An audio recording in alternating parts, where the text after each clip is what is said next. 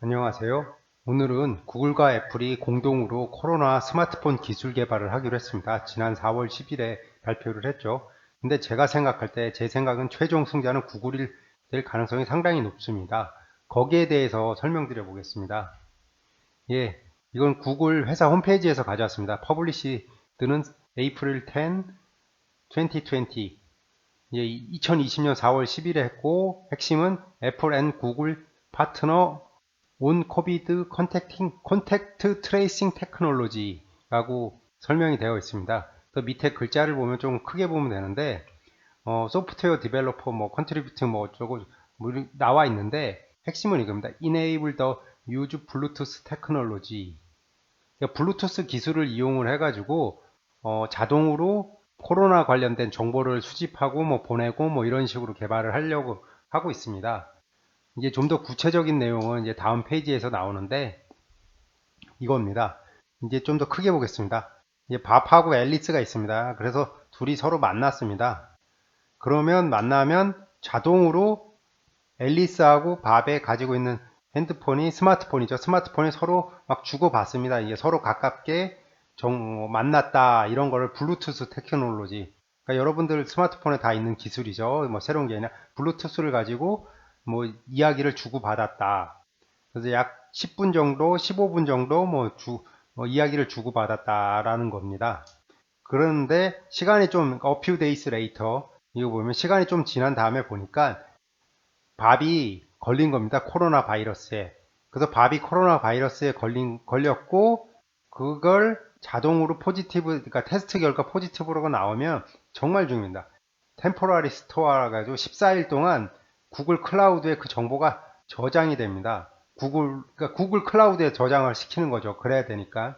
그러니까 밥하고 앨리스가 만났고 밥이 걸렸다고 가정을 하면 스마트폰이 자동으로 그 걸린 정보를 가지고 구글 클라우드에다가 전송을 합니다.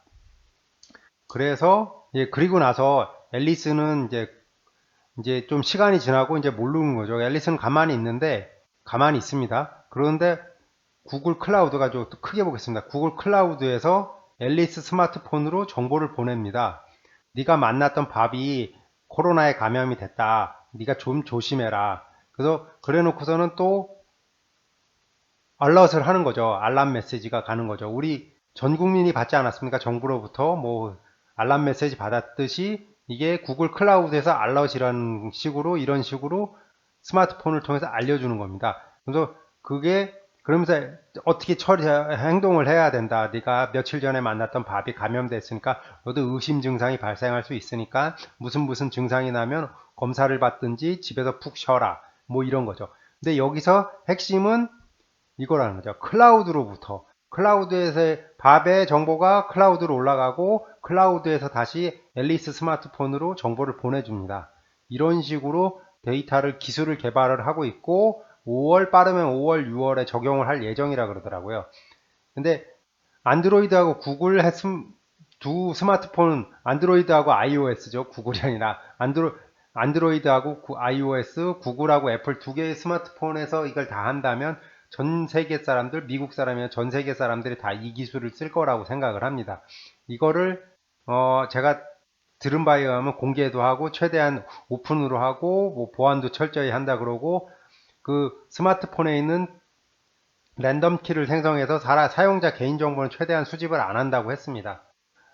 하여튼 이런 식으로 개발을 하고 있고 구글은 엄청나게 많은 데이터를 구글 클라우드에 저장을 할 수 있어서 그걸 통해서 인공지능 발전이라든지 빅데이터를 수집해서 더 많은 기술 발전을 할 것 같습니다. 그래서 제가 구글이 더 애플보다 더 나은 거라고 생각을 하거든요.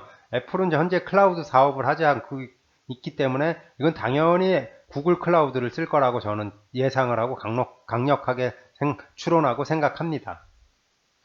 근데 그래서 여기서 한 번 더 나아가서 중국이 현재 뭐를 하고 있냐고 보면 중국은 개인 QR코드 기반으로 반자동화를 하고 있다고 하더라고요. 이렇게 사람들한테 보여줘야 되고 그걸 보고 그래야지만 어디 공항이라든지 철도를 탈 수 있다 그러더라고요. 그러니까 솔직히 중국 방식은 조금 기술이 좀 떨어지는 거죠. 애플 방식은 그러니까 스마트폰이 자동으로 다 알아서 하는 방식인 거고 중국은 이게 사용자가 어디 갈 때마다 무슨 개인정보 보여주듯이 아니 아이디 보여주지 신분증 보여주지 보여주는 방식이어서 조금 기술에는 한계가 있다고 생각을 합니다. 예, 여태까지 설명드린 참고 URL은 다 유튜브 설명란에 올려놓을 테니까 직접 보시면서 저보다 더 나은 인사이트, 통찰력을 얻기를 바랍니다. 예, 정리를 하면 구글하고 애플이 공동으로 개발을 하고 있습니다. 코로나 대응 기술 개발을. 그런데 이 구글과 애플이 데이터, 그러니까 수집하거나 뭐 이런 정보 데이터들은 구글 클라우드를 사용할 것으로 추정을 돼서 이걸 기반으로 구글은 엄청나게 많은 데이터를 쌓을 수가 있을 거라고 저는 예상합니다. 이 데이터가 있어야지 인공지능을 할 수가 있거든요. 이거는 제가 차후에 얘가 기회가 되면 왜 그렇게 클라우드와 빅데이터가 있어야지만 인공지능을 할 수 있는지에 대해서 좀 설명을 드려보겠습니다. 이게 프로그래머 기술적 관점이 들어가서 좀 어려운 내용이라서 좀 미루고 있거든요. 근데 좀 알고 있으면 정말 좋습니다. 근데 인공지능을 하려고 그러면 빅데이터는 꼭 있어야 됩니다. 빅데이터. 근데 빅데이터와 클라우드가 밑에 밑바탕으로 깔려 있어야지만 인공지능을 할 수가 있습니다. 근데 그 내용은 차후에 설명을 드리겠는데 하여튼 데이터가 정말 중요한 세상인 겁니다. 데이터를 확보할 수 있다라는 점에서 구글은 엄청나게 큰 이번 코로나 위기에서 자기 회사 역량을 최대한 쓸 수 있을 거라고 저는 생각을 하고 있습니다. 예, 근데 중국은 뭐 아까 보여드렸듯이 QR코드 기반이어서 반자동화에서 대응 중입니다. 예, 여태까지 이제 설명을 드렸고요. 뭐 제가 혹시라도 뭐 실수라든지 잘못 말씀드렸을 수 있을 수 있습니다. 댓글이 하는데 메일 주시면 제가 바로 수정하겠습니다.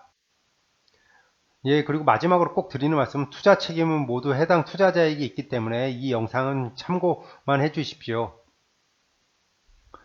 예, 구독과 좋아요 부탁드립니다. 다음 유튜브 영상 제작에 정말 큰 도움이 됩니다. 시청해 주셔서 정말 감사합니다. 오늘도 행복하세요.